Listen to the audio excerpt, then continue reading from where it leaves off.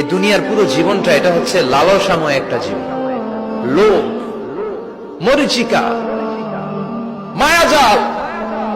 এই মায়াজালে আমরা আটকে আছি, ফলে মৃত্যুর কথা আমরা ভুলে গিয়েছি।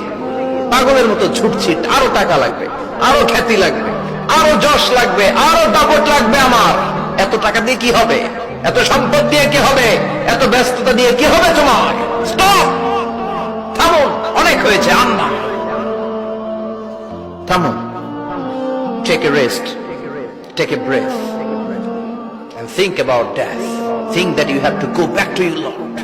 একটু বসেন না, একটু ভাবেন যে আমাকে চলে যেতে হবে, চলে যেতে হবে। এই কোলাহল, এই ব্যস্ততা, এগুলো থাকবে, থাকবো না আমি। সাইয়েদনা ওমর ফারুক বলেছেন, মুতু ক্বাবলা আন তামুতু, মরার আগে একবার মরো। হাসিবু ক্বাবলা আন তুহাসাবু আলাইকুম, তোমার হিসাব নেওয়ার আগে তুমি একবার নিজের হিসাবটা করো না। কাগজ বের করে একটু লিখো না, কি কি ভালো কাজ করছিলা, যেগুলো দিয়ে নাজাতের ওসিলা হতে পারে। 1 2 3, আর কি কি আকাম কুকাম করছো দেখো না, লিখে দেখো তোমার অবস্থাটা কি। মরার আগে একবার মরো। মরার আগে খাটের মধ্যে শুয়ে শটান করে চোখ বন্ধ করে একবার মরার ভান করে দেখেন কেমন লাগে। চোখটা বন্ধ করেন আর ভাবেন আপনি নাই, কি কি হতে পারে ভাবেন। আপনার ছেলে মেয়েরা কান্না জুড়ে দিবে, আপনার প্রাণের স্ত্রী বিলাপ শুরু করে দিবে, বন্ধু বান্ধবের চিৎকার আর মাতম, স্থানীয় এলাকার মসজিদে ঘোষণা, অমুক এলাকার নিবাসী অমুক ভাই অমুকের ছেলে অমুক দুনিয়ায় নাই। সব আত্মীয়রা চলে আসবে, ফেসবুকে স্ট্যাটাস দেয়া হবে, সবাই সবাইকে জানাবে বিকাল 4টায় অমুক হাই স্কুল ময়দানে আপনার জানাজা। ছুটে আসবে, সবাই ছুটে আসবে আপনাকে শেষ বিদায় দিতে, গুড বাই জানানোর জন্য, আল ওয়াদা, বিদায় জানাতে আসবে সবাই।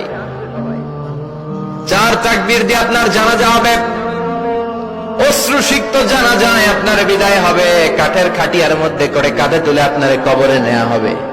আগে থেকে খুঁড়ে রাখা কবরটার মধ্যে আপনারে বিছিয়ে দেয়া হবে।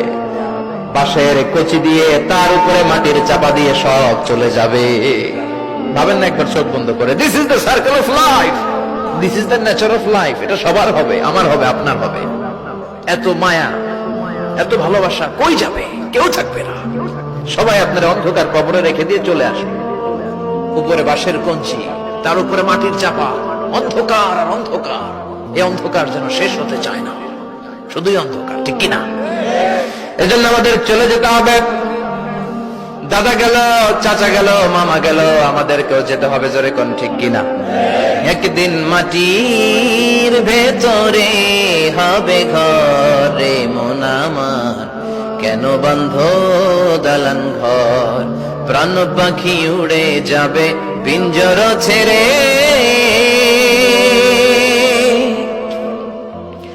ধরা ধামে সবই রবে, তুমি যাবে চলে।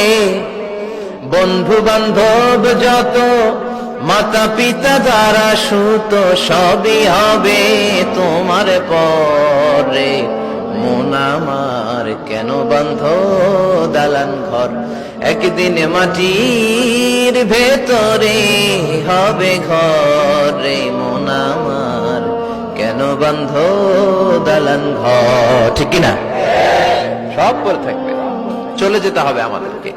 এজন্য আখিরাতের কথা যেন আমাদের স্মরণ হয়। বিশ্বনবী বলতেন, নাহাইতুকুম আন জিয়ারাতিল কুবুর, আমি তোমাদেরকে কবর জিয়ারত করতে আগে নিষেধ করতাম, কিন্তু এখন নিষেধাজ্ঞা প্রত্যাহার করে নিলাম। এখন সব সময় তোমরা কবরের সামনে যাবা আর জিয়ারত করবা। কবরস্থানে জানতো, বড়ুয়া কৃষ্ণপুরের এই গ্রামের কবরস্থান আছে কোন দিকে?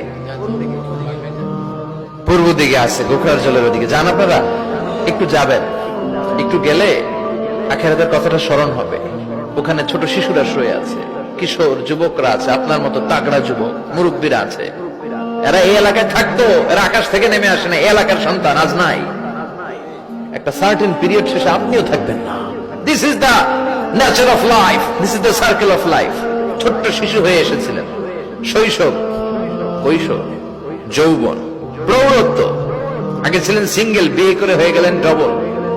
এরপরে আল্লাহ আপনাকে একটা মেয়ে দিল, এরপরে মেয়েকে বিয়ে দিয়ে শ্বশুর হলেন, এরপরে ওই মেয়ের ঘরে সন্তান হতে নানা হলেন। আর কতদিন? অনেক দিন হলো তো, অনেক লম্বা সময় পেয়েছেন আপনি। Think about that. এবার যাওয়ার কথা ভাবেন, আখিরাতের সামানের কথা ভাবেন, ফিরে যেতে হবে। কি শক্তিশালী যুবক, বার্ধক্য চলে আসলে লাঠি ছাড়া চলতে পারে না। কুচকুচে কালো দাড়ি সাদা হয়ে যায়, দাড়ির শুভ্রতা, বয়সের ভার, রং ধরা যৌবন জং ধরে শেষ, ঠিক কিনা? This is the circle of life. যুবক ভাইরা, এটাই জীবন, চলে যেতে হবে, কেউ থাকতে পারবে না, ঠিক কিনা? এটা রিমাইন্ডার আল্লাহ এই সূরার ভেতরে দিয়েছে যে তোমাদেরকে ফিরে যেতে হবে, এই লোভ লালসা ছেড়ে দাও। রব্বুল আলামিন বলেন, আল্হাকুমুত তাকাসুর হাত্তা যুরতুমুল মাকাবির। ও গোলাম, দুনিয়ার সম্পদ, লোভ লালসা তোদেরকে পাগল বানিয়ে দিয়েছে।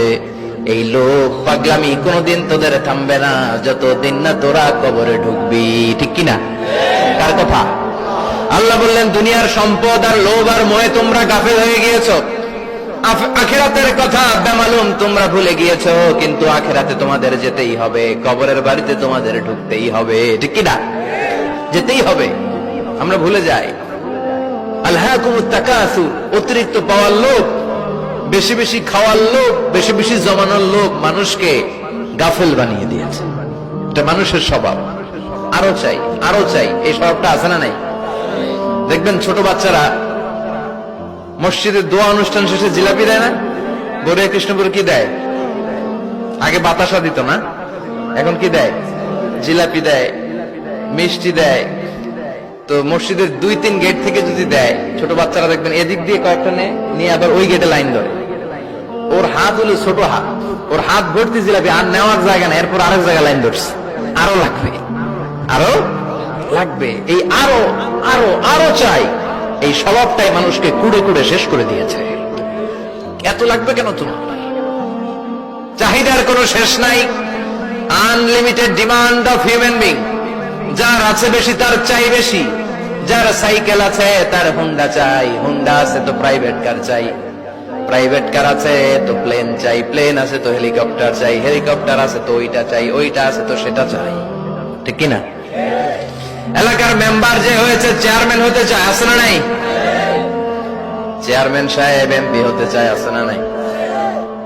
এমপি সাহেব মন্ত্রী হতে চায়, আছে না নাই? মন্ত্রী সাহেব প্রধানমন্ত্রী হতে চায়, আছে না নাই? কিন্তু এই দেশে সুযোগ নাই, কথা কন। এই দেশে প্রধানমন্ত্রী সিলেক্টেড, 2-3 জনের বাইরে কেউ প্রধানমন্ত্রী হইতে পারবি না, ঠিক কিনা? আমার এই জীবনে তো আমি 2-3 জনই দেখলাম। বেগম খালেদা জিয়া, মাননীয় প্রধানমন্ত্রী শেখ হাসিনার ছোট্টবেলা দেখেছি এরশাদকে, আমরা তখন ছোট। তো মানুষের চাহিদার কোনো শেষ নাই, যার আছে বেশি তার চাই বেশি। এজন্য বিষ্ণু বলেছেন, উনজুরু ইলা মান হুয়া আসফালা মিন, তোমার চেয়ে যে খারাপ আছে ওর দিকে তাকাও। ওয়ালা তানজুর মান হুয়া আ'লা মিন, তোমার চেয়ে যে ভালো আছে ওর দিকে তাকাও না, তোমার চেয়ে যে খারাপ অবস্থানে আছে ওর দিকে তাকাও। অনেকে নিজের অবস্থান নিয়ে সুখী না, এরকম আছে না নাই? আল্লাহ আমার এটা দিল না রে, ওইটা দিল না রে, পাইলাম না রে, কিচ্ছু হয় না, কি করবো জীবনে, হতাশ। আসলে আছে কিন্তু অনেক, কিন্তু শুকরিয়া নাই, টাকা, ঠিক কিনা? নিজের অবস্থান নিয়ে সুখী না, কিন্তু অনেক লোক আছে তারা আপনার অবস্থানে পৌঁছতে চায়। তাদের দিকে তাকিয়ে দেখেন, আপনি যে অবস্থানে আছেন এই অবস্থানে পৌঁছাটা অনেকের কাছে স্বপ্ন। তারা প্রতিনিয়ত সংগ্রাম আর স্ট্রাগল করে যাচ্ছে আপনার অবস্থানে পৌঁছতে, আর আপনি এটা নিয়ে সন্তুষ্ট না। শেখ সাদির নাম শুনেছেন? বালাগাল উলা কাশাফাত দুজা, এই কবিতাটার রচয়িতা ইরানের বিখ্যাত এক কবি। উনি একবার আর্থিক সমস্যার মধ্যে দিয়ে সময় কাটাচ্ছেন, টাকা নাই, পয়সা নাই, পায়ে দেওয়ার মতো জুতা নাই। উনি খুব দুঃখ পেলেন, হায় রে, আমি ইরানের এত বড় কবি, আমার পায়ে দেওয়ার মতো জুতা নাই। দুঃখ ভরা মন নিয়ে রাস্তায় হাঁটতে বেরোলেন। হাঁটতে হাঁটতে হঠাৎ দেখলেন একটা লোক শুয়ে শুয়ে কাঁদছে, ওই লোকটার 2টা পাই নাই, পাই নাই। উনি সেজদায় পড়ে গেলেন, আল্লাহর কাছে ক্ষমা চাইলেন, আল্লাহ অনেক দিয়েছো, শুকর আলহামদুলিল্লাহ। এজন্য যেই পরিস্থিতিতে থাকি না কেন আমরা কি পড়বো? জোরে বলেন, কি পড়বো? এজন্য আল কানাতু মিনাল ইসলাম, অল্পে তুষ্ট থাকার নাম হলো ইসলাম। সম্পদ লাগবে কিন্তু সম্পদের পাহাড় লাগবে না, ঠিক কিনা? অল্প খান, অল্প পড়েন, অল্প জামান, অল্পের ভেতরে বরকত ঢুকাইয়া দিছে কে? দেখবেন যাদের সম্পদ অল্প তারা সুখী বেশি। জরিপে এটা দেখা গিয়েছে, অনেক সার্ভেতে এটা এসেছে, যারা সম্পদশালী এরা দুঃখী বেশি, এদের দুঃখ বেশি, টেনশন বেশি।